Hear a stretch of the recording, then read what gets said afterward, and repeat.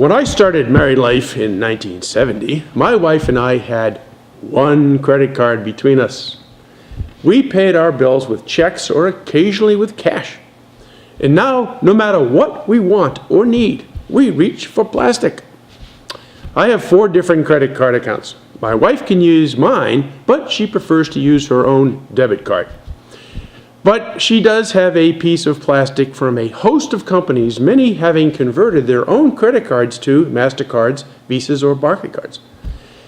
She does know that carrying a balance on those cards will cause a divorce, as some of them get over 20% interest on their balances.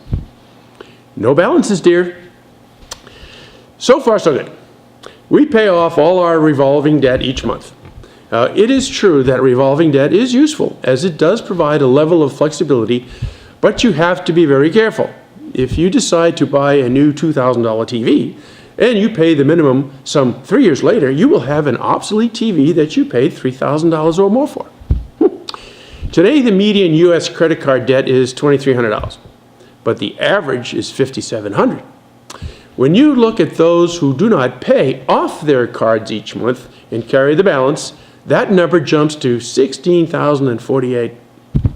As of March of this year, the revolving debt balance in the United States was $952 billion. Even more troubling is the fact that the total U.S. outstanding debt is $3.4 trillion.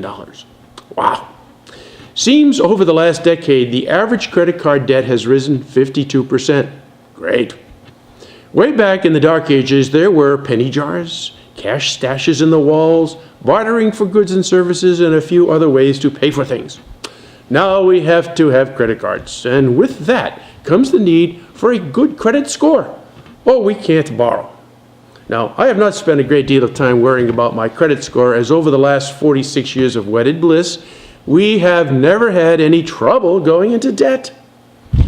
If I did want to know my credit score, I had to pay for a report, so I only did that once. These days, you can get a free one from Equifax, Experian, or TransUnion once a year, I think. But I get my credit score reported to me regularly by my bank. When I pull up my account, there's the credit score. Currently, it is 800. Didn't know what that really meant, so I have done some research. Do you know what a perfect score is? Well, it's 850. Can you make that score? Not likely. Do you need to? No. The knowledgeable money management souls tell you that anything above 760 puts you in a position to borrow almost anything you want. Now, I wondered how the scores are computed to make sure I didn't fall off the good money manager list. So, how is the FICO score computed? Seems there are 5 categories of information that make up the score. Most important, payment history, 35%. So pay your bills on time. No excuses acceptable, dear. Next is amount owed, that's 30%. That's the amount you owe relative to your available credit or original loan balances. If your house mortgage was originally $300,000 and you have paid that down to $100,000, you are good to go. Next is length of credit history, 15%. This category goes back to see how long you've had your accounts. Accounts you've had forever and have managed well are good. Next is mix of credit accounts, 10% of the total. If you have a mortgage, an auto loan, and credit cards, you are better off than someone with just credit cards. Lastly, new credit, 10%. How often have you applied for credit within the past year? As you distance yourself from new accounts, your score goes up. You should know that there are variations in FICO scores. The 3 major credit bureaus have their own secret ways of computing the FICO.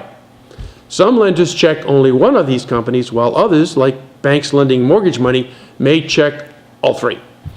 Here are a few thoughts about what we should be doing in thinking with regards to credit.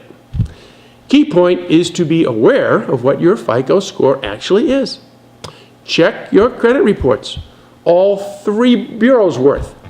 Pay your bills on time. Keep your balances low. Settle with debt collectors.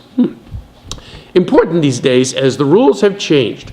Under the new FICO credit score model, any record of you failing to pay a bill will not be factored into credit calculations if the bill has been paid or settled with a credit agency. Lastly, build up your credit history. It is actually a good thing to have a little debt so you can prove how faithful you can be paying it off. And now the most obvious of all.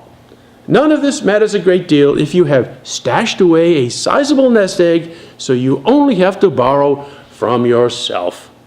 Wouldn't that be nice? Thank you for watching, and God bless.